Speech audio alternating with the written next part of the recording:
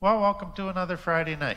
We're continuing our series in reparenting as part of healing from trauma, and we've been taking a little digression to look at emotions. That part of parenting is helping your children understand their emotional world, learn how to manage their emotions, learn how to understand emotions in others, and spot what emotions others are feeling. Such an important, complex part of learning as a child. And so reparenting is part of people from complex trauma training themselves to be aware of their emotions, to learn how to express their emotions. And we call this the emotional quotient. So becoming emotionally intelligent. And so we've talked about that for a couple weeks, and today what I want to do is just really introduce just the introductory part of the emotional quotient, which is becoming aware of your emotions. Practical things that you can do that will help you become more and more aware of your emotions and to understand your emotions.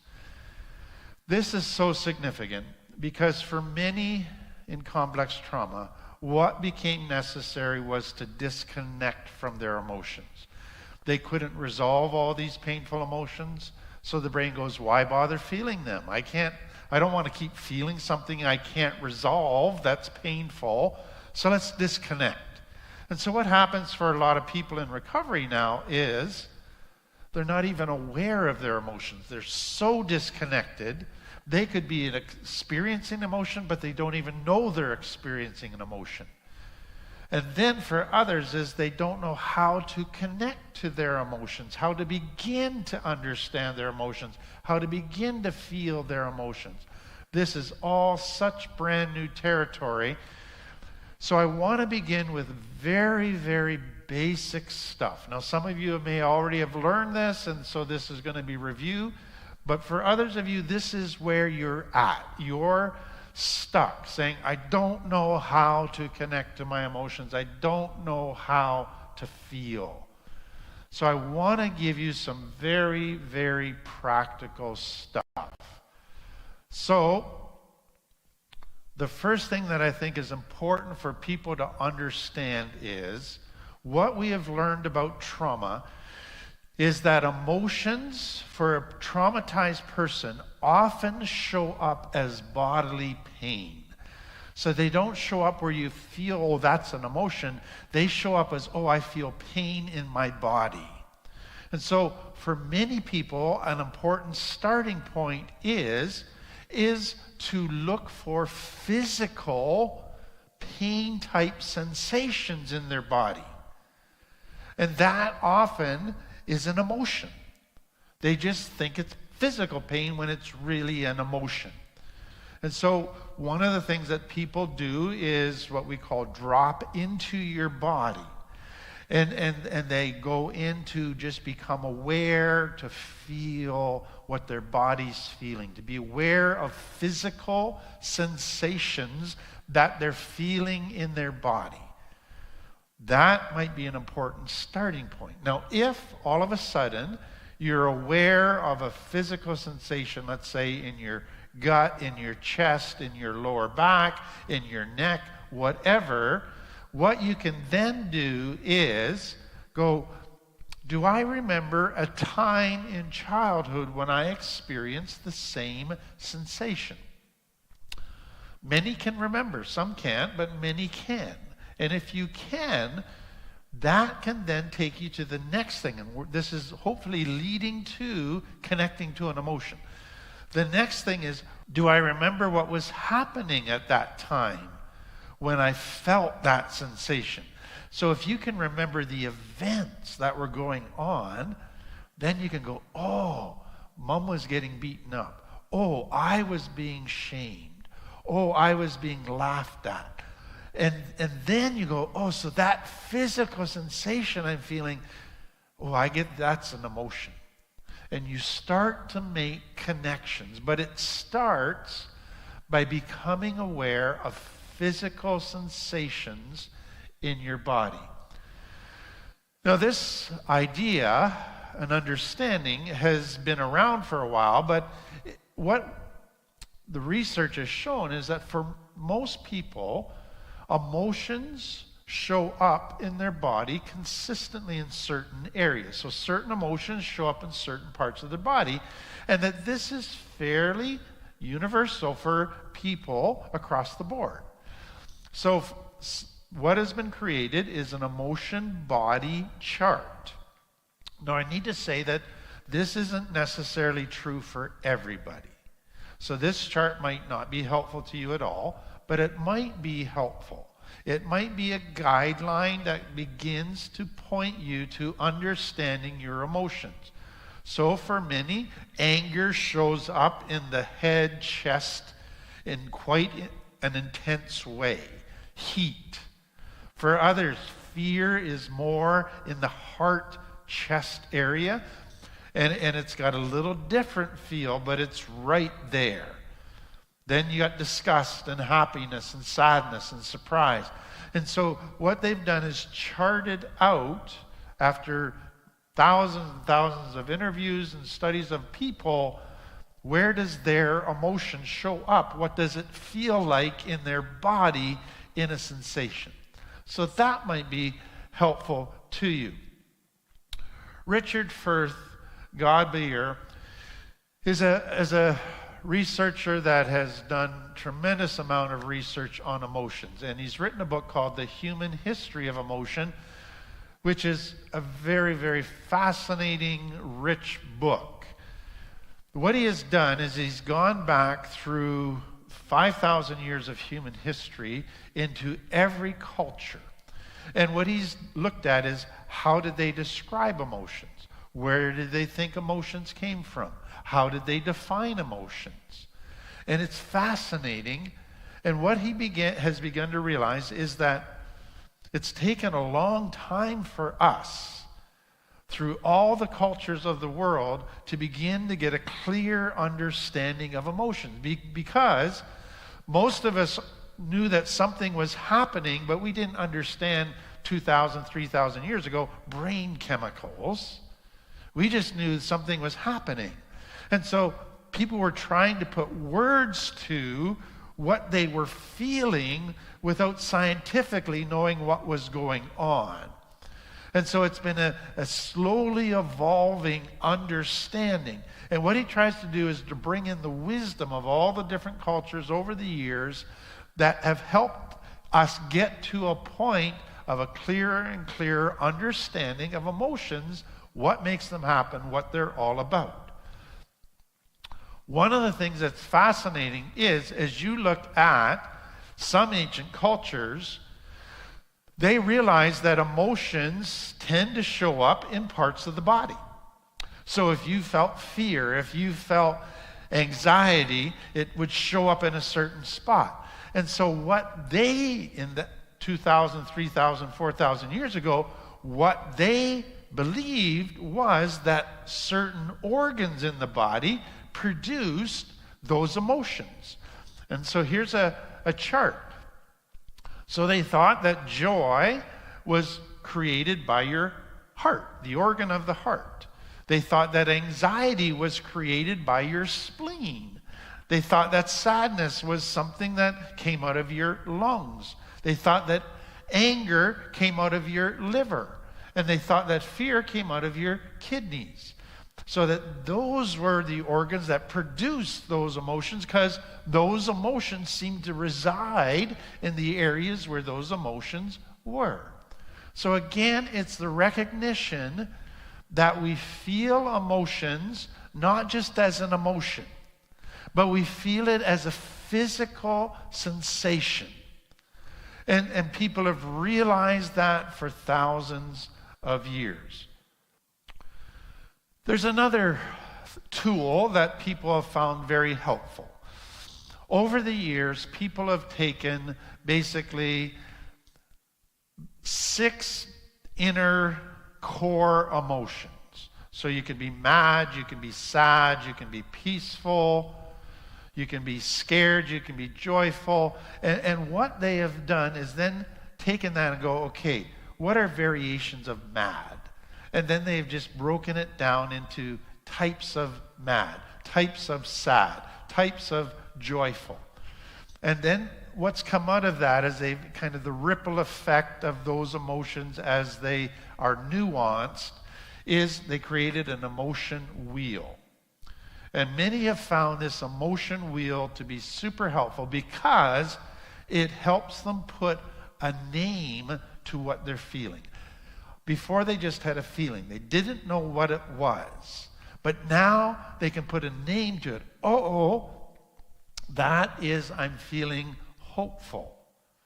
Oh, okay, now I know what that is. And so a lot of people use this wheel from our LIFT program, REACT programs, as a part of their daily life to constantly help them stop and go, what am I feeling? And then they look at their emotional wheel and they can put names to their emotions. So you might find that helpful. You can get emotion wheels off the net and download it very, very easily. Others like to have something beyond just words on an emotion wheel. They like to have emoticons. And so it's the pictures of the faces that have the emotion above it. And so some have that all over their fridge as a way that just helps them identify their emotions. So what I'm saying is, what I'm wanting to give you is just every possible little tool that might help you grow in your understanding and awareness of your emotional world. The next thing that some people use is a thermometer. So they don't want to just identify the emotion, they want to identify how intense the emotion is. So on a scale of 1 to 10, is it a 0, 1, I hardly feel it, or is it a 10, I'm about to explode with that emotion, it is intense, super intense, or they can use it as a thermometer. It's chilly, but it's there, it's moderate, or it is really hot. So that might be of use to you as well. The next thing I would encourage you to do is learn to ask yourself a question or a series of questions when you are aware of an emotion. So you become aware, let's say, of anxiety or sadness or anger. So then ask yourself these questions. What event happened that made me feel this emotion? What do I feel in my body? And so you might find, yes, I feel that emotion in certain parts of my body, but you might also find you feel other things in your body. You might feel your palms are sweaty. You might feel that your jaw is tight. So become aware of how it's affecting your body, not just sensations. How do I express this emotion through my body language? So does it make me want to close in and cross my arms? Does it make my face get very bold and angry? What happens with my eyes? Become aware of what shows up in my body language. What did I do in response to this emotion? So when I felt this emotion, what was my immediate reaction to it as far as activities, as far as relating to people? So what patterns does this emotion produce in my behavior? So what happened in my body? And then how intense was the emotion? So such important questions as you begin to understand and explore your emotions. Here's some other questions that you can ask that take you a little bit deeper. Are my emotions accompanied by physical sensations that you experience in your stomach, throat, or chest? We've talked about that. But then this one, do you experience feelings that flow? So you start with fear, then it turns to anxiety, then it turns to, so you're moving from one emotion to another. There's a flow to the emotions. That's a very helpful question. When you experience certain emotions, such as anger, sadness, fear, joy, does it result in subtle little changes in your face? And you might need to ask somebody who knows you well to say, how does that show up in my eyes, in my face, in my mouth? Begin to become aware of those things. Can you experience intense feelings that are strong enough to capture both your attention and that of others? So a lot of the emotions we feel, they're just happening. We're hardly even aware of them. We might be moderately aware, but they don't capture us. They're not intense enough. What happens when they get intense enough? And now they capture your feeling. You are aware. I am angry. I am fearful. But others are aware of it too, because now all of a sudden they're on guard, because they're not sure how you're going to respond to that intense emotion. So that's part of your growing awareness. And then another one, do you pay attention to your emotions? How do they factor in to your decision making? Do they totally control your decision making? Do they get factored in but they don't have final say? All of that is so important in beginning to understand how you respond to your emotions, how much control you give them. Do they manage you or do you manage them? Important questions. So let me just give you a person's practice that you might find helpful. So we're going to go back to kind of where we started. So they go through a day and they take time throughout the day to stop and notice and name their emotions. Part of that at the beginning is they just want to notice how they're feeling as things happening. Okay. Then they decide they're going to track one emotion through a day. So if they begin to realize, wow, I got a lot of anger that seems to show up every time I stop and notice, or a lot of anxiety, or a lot of shame. Okay, I want to track that now. So I'm going to track that throughout a few days and just see how prevalent it is, how intense it gets, what triggers it, and really study and learn that emotion. And then I want to be able to find new words that help describe the nuances of that anxiety or that anger or that shame, so that I get a fuller picture of what that emotion is in my life. And then I want to journal about it. And I want to keep a feelings journal so that I'm writing it down, I'm pondering it, I'm keeping a record of it. And then I want to look for that emotion in others, in art, in song, in movies, so that I see how it looks and shows up. I see how prevalent it is in society.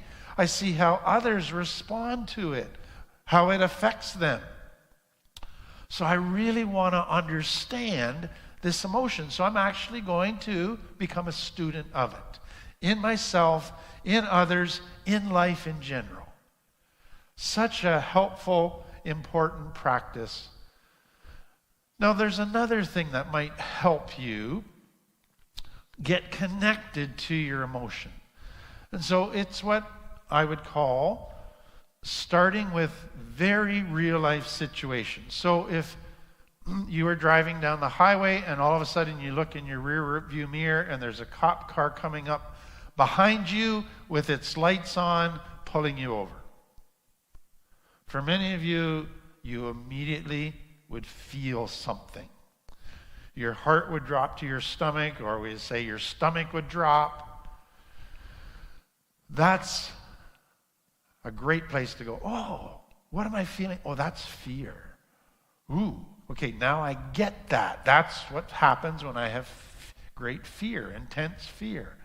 So you take a very intense, obvious, real-life situation, put yourself into it, connect to what you feel in that situation, and then that helps you begin to identify what's going on in the emotions part of your life at that time.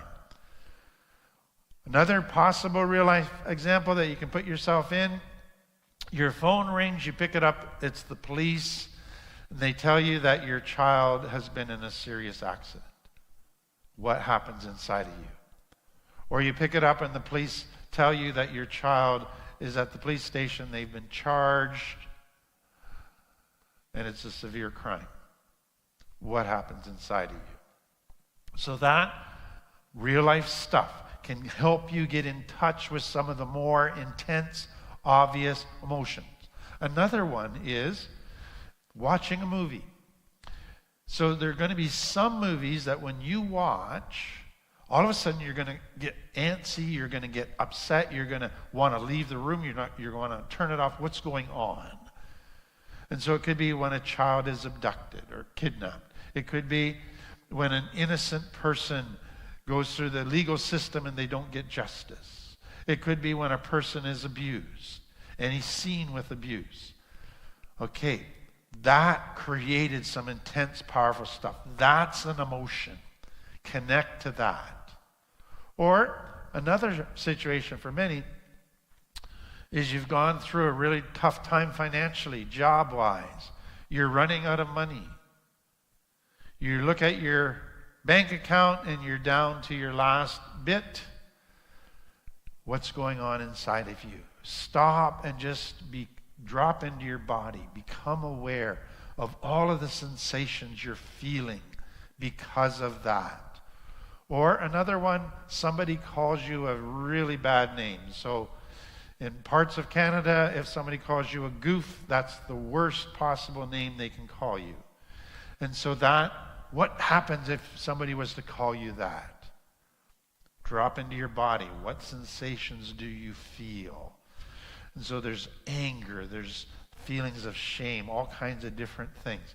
Those can be helpful beginning steps in becoming aware of emotions. Now let me take you to the next thing. So you've started to become aware. Now I want you to become more mindful. And that's to understand even better. So here's an important starting point. Most of us at any given moment in time are feeling multiple emotions. Many we're not even aware of because we're busy. We're not that attuned to deep down. We're only aware of the most intense of the multiple emotions. But if we stop and we become mindful, we become attuned, we connect, we attach to ourselves, then we can become aware not just of the intense emotions, but of the more subtle emotions.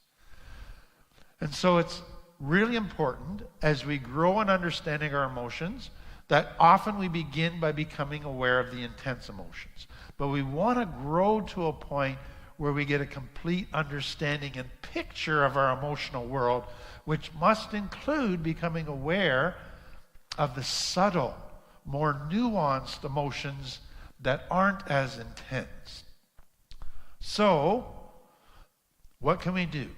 So I encourage people to do a daily or multiple times a day inventory where they stop what they're doing and just go, what am I feeling right now? And once they can start to identify it, then they go, how intense is that emotion today? Scale of 1 to 10. Now, key with all of this, though, is you can't just go, okay, I'm going to stop. How am I feeling? Blah, blah, blah. Okay, and keep going. You got to slow right down. You got to become present. You got to slow down the internal RPMs so that you can feel at a deep level, so that you can become attuned to a deep level. And that is the most difficult part for some people, is to actually slow down and become attuned. If you don't become aware of what is going on deep inside of you. So that daily inventory is such an important thing. Then you go to what Gabor Mate has coined as compassionate inquiry or compassionate curiosity, which is instead of judging yourself to say, oh, I'm feeling anger, shame on me, I'm bad. No, you don't go judgmental. You go curious. Why am I feeling anger? What's been happening in my life? What triggered it? Does it connect to anything in my past? And you develop a curiosity about, why am I feeling this emotion? What is going on? Because I want to learn about this emotion. So you go from judgmental approach to certain emotions that you're experiencing to curiosity. I think there's a next step, and that is realizing that for many of us, we have primary and secondary emotions. And what we actually feel are the secondary emotions. So if you're feeling embarrassment, you stay at embarrassment for a millisecond because you don't want to feel embarrassment. You go to anger. And then that's all you feel is, I'm angry. And so a key part is understanding that secondary emotions, one of their purposes can be to cover up primary emotions that I don't want to feel, that just feel disgusting to me. And so in your own life, when you are feeling an emotion, you're covering up. So let me give you a couple examples. You get a call from the principal at school saying that your child is in the office for bullying. Now you might go to anger. Anger at your child, you are going to rip them a new one. Anger at all kinds of different things. But stop and go, what else am I feeling? You might be feeling shame. I'm a terrible parent. I've messed up my kid. Look at what's happened. Or shame. What are others going to think of me? They're going to look down on me now because of my kid. Or fear. My kid, he's turning out bad. Is he going to go down a very bad road? Those are the emotions you want to begin to go, okay, that's the primary emotions I need to explore. So the anger was actually covering those up. Another example, you go out to a social event and your partner spends the evening hardly giving you any attention and just socializing with everybody else. And you are angry. But stop. What else is going on? What's under the anger? Well, it could be fear. Fear of abandonment, that he's going to find somebody better. It could be shame, that he doesn't think you really matter, that you're not that great of a catch. Those are the emotions that you really want to understand and focus on. Now, there's another part to this growing in mindfulness, and I find this fascinating. We talk all the time about our sympathetic nervous system and our parasympathetic nervous system. Our sympathetic nervous system is our energy survival system. Our parasympathetic is our rest, rejuvenation, healing system. They work in balance. They keep us from burning out. They keep us healthy. The sympathetic nervous system, parasympathetic nervous system, then add the limbic brain, where the emotions are felt. So here's two things that I want you to understand. In our limbic brain, pleasure can come out of sympathetic nervous system activities. Going on a ride at the fair, going and doing something really exciting, going to a party, getting an adrenaline rush through skydiving. All of those can lead to pleasure, but it's sympathetic nervous system pleasure. There's also parasympathetic nervous system pleasure. Doing some quiet art, relaxing, sitting by a lake. And so it's important to understand when I'm feeling pleasure, is this sympathetic or parasympathetic nervous system pleasure? Now, key in understanding that is children from complex trauma, they had very little parasympathetic nervous system pleasure. Their only kinds of pleasure were sympathetic nervous system pleasure. And that can be dangerous today in recovery because they go looking for pleasure through their sympathetic nervous system, which can put them back into survival mode.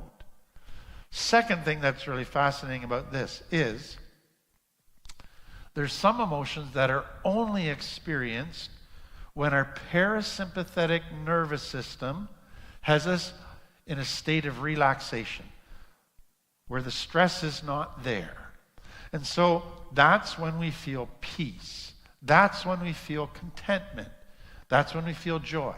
So we can feel pleasure in the sympathetic nervous system, but we can only feel deep peace and joy when the parasympathetic nervous system is operating. You want to know what's fascinating to me? People out of complex trauma, they long for peace, serenity, deep joy. But as long as you're in your sympathetic nervous system in trauma, you'll never experience that because those are the results of the parasympathetic. And the parasympathetic isn't working when a person's in trauma. And so part of growing an emotional world is realizing that the deep peace, serenity, joy that I've been looking for, that contentment comes when my parasympathetic nervous system is functioning the way that it should.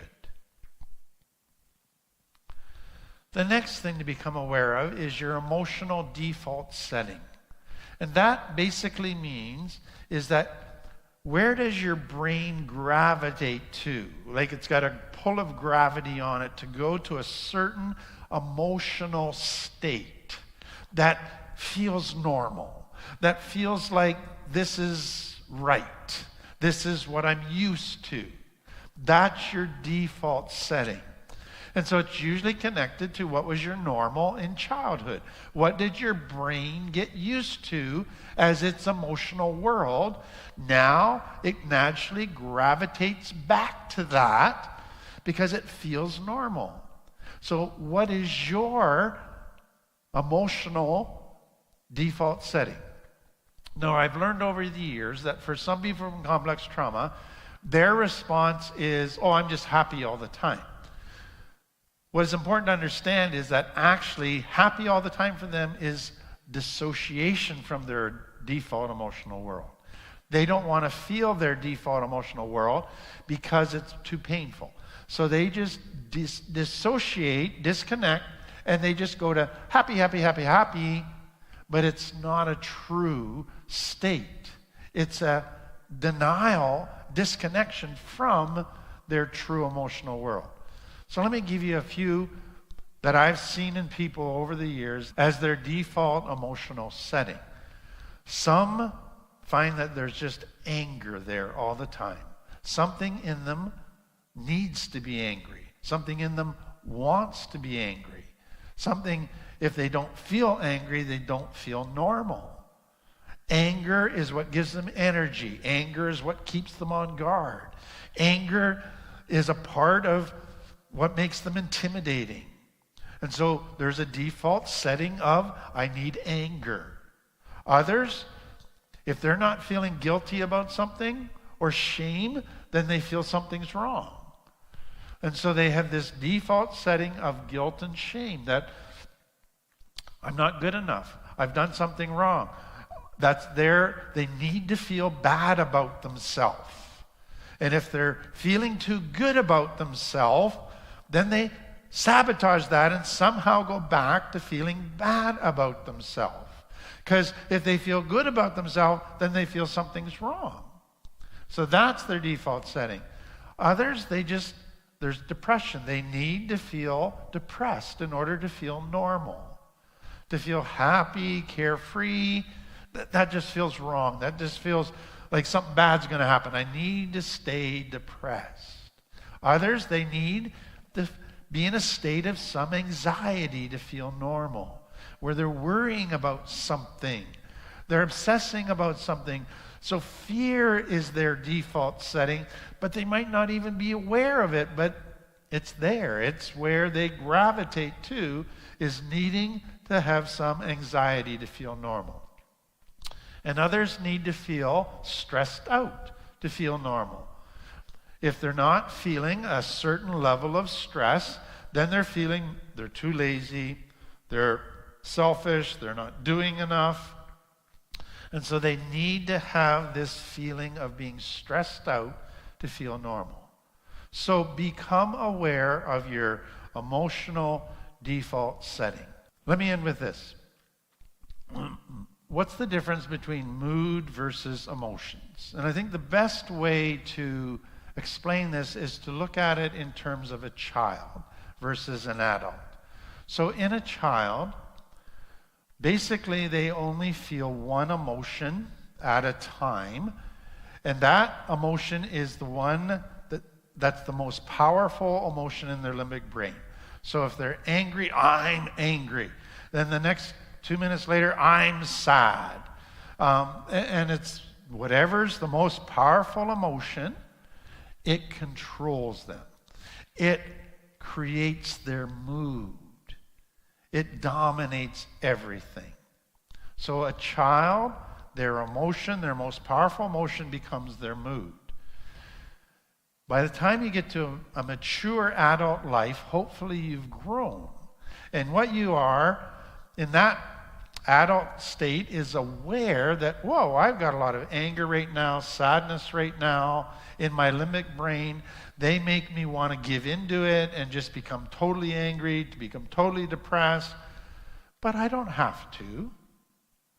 They don't have to run me. I can manage my depression. I can manage my anger. It doesn't have to become my mood.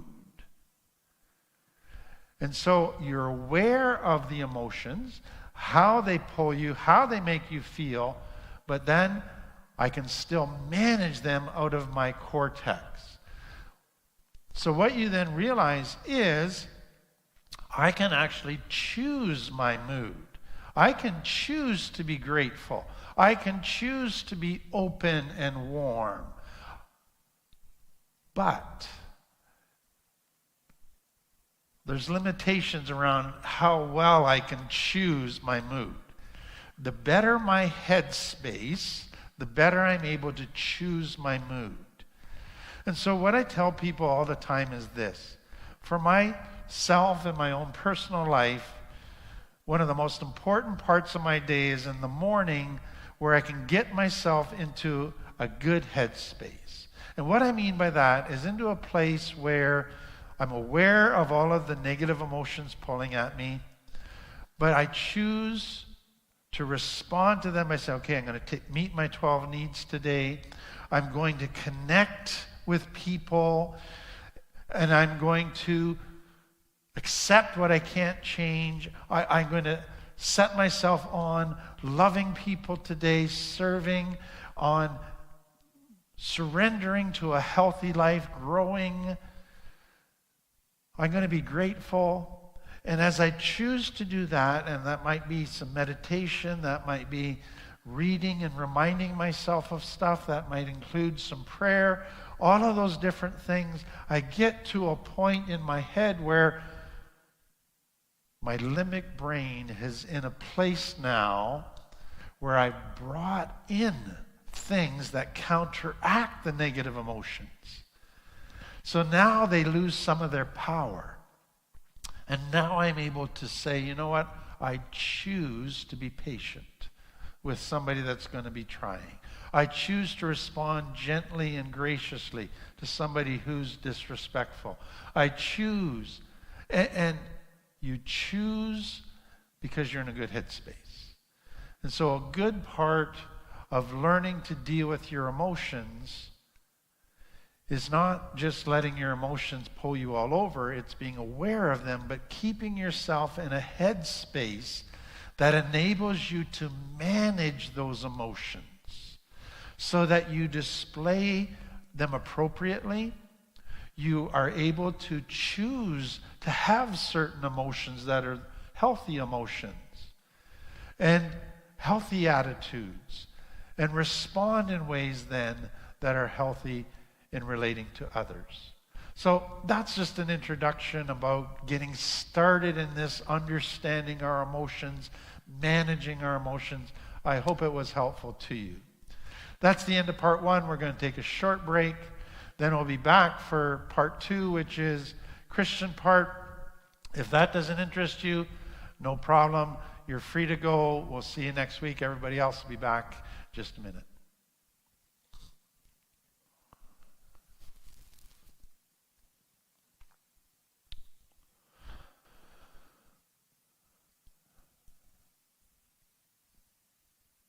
Well, welcome back. I want to do something just a little bit different today. I want to actually have you do a bit of a study and encourage you to do an ongoing study for a little while in your life. And I want you to think about emotions in terms of the Bible. Now, you might not have ever thought about this before, but I want you to take time to go through the Bible and to notice what emotions the Bible identifies, talks about, how it talks about them. I think it'd be a fascinating study for you. It might surprise you. Because I think, sadly, what many people experience if they go to church regularly is that some parts of the Bible that talk about some emotions rarely get talked about in church. It's almost as if they're overlooked. And it's almost like the churches today only want to talk about parts of the Bible that talk about upbeat emotions. Who wants to have church services about depression and those really dark emotions? Let's just kind of overlook that. And so it becomes important for you to do your own study to get a more accurate picture of what does the Bible actually say about emotions. So let me just come at it 2 ways for you. And I'm just going to, first of all, give you, starting in Genesis, some of the emotions you're going to run into. First, you're going to run into joy. And joy, you're going to find, is always tied to healthy connection. So you're connected to others in healthy intimacy, connected to self, connected to nature. So there's connection, and the result is joy. But then you find loneliness. Adam was very loneliness. Then you find shame. Adam and Eve felt shame. Then that led to fear. And then jealousy between brothers. Then anger. Then hate. Then a desire for revenge. Then greed. Then envy. Then depression. All of those emotions, that's just the first few chapters of Genesis, and you've already got a whole page of emotions. So it can do that kind of thing, and you're going to get just a wonderful exposure to just about every emotion there is. And what you find is that God has all the emotions. God created us in his image so that we have all the emotions. There's nothing bad with any of the emotions, and it talks freely about them all. Second thing, go into the books of the Bible and begin to just focus on what emotions do they have. So I talked about Genesis. Let me take you to Exodus. Israel in slavery. Now you find the loss of hope. They had prayed for 400 years. God had not answered. They felt with that a deep sense of betrayal by God. Whoa. Most of us have felt that. Few have talked about it, but Exodus does. They felt a deep anger over the injustice that was happening to the slaves. Moses did. They were afraid to get their hopes up when Moses came and said, God's going to deliver you. So fear of hope. They kept having this sense of impending doom. Whenever anything good happened, something bad's going to happen. Then you see total terror as Pharaoh's army began to close in on them.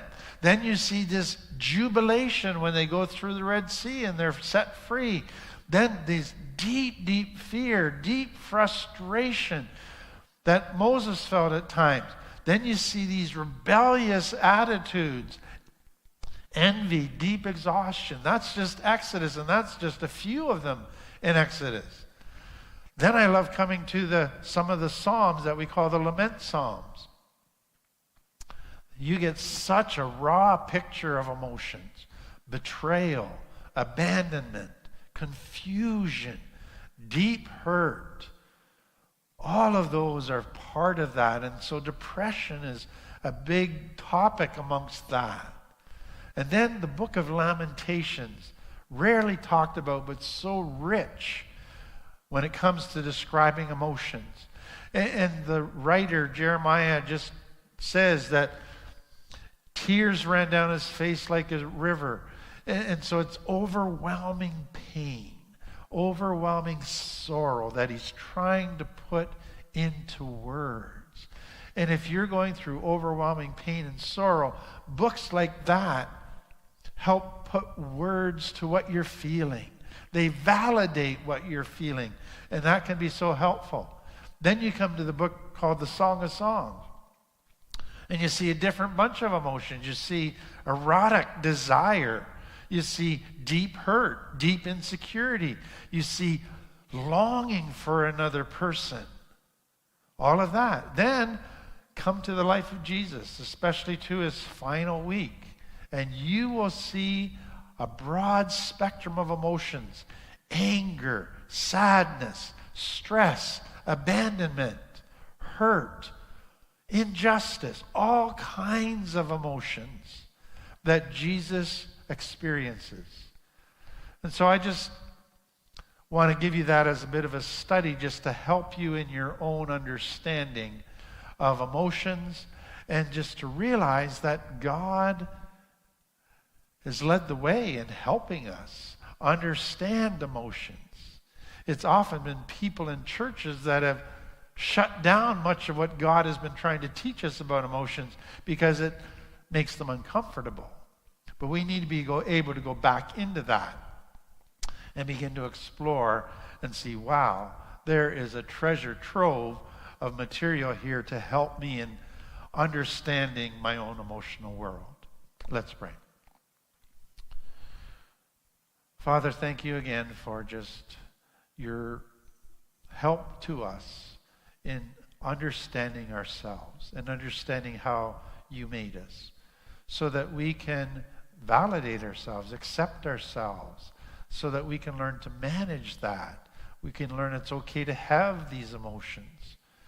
And so I just pray that you would encourage and help each person here. Amen. Well, thank you again for being with us.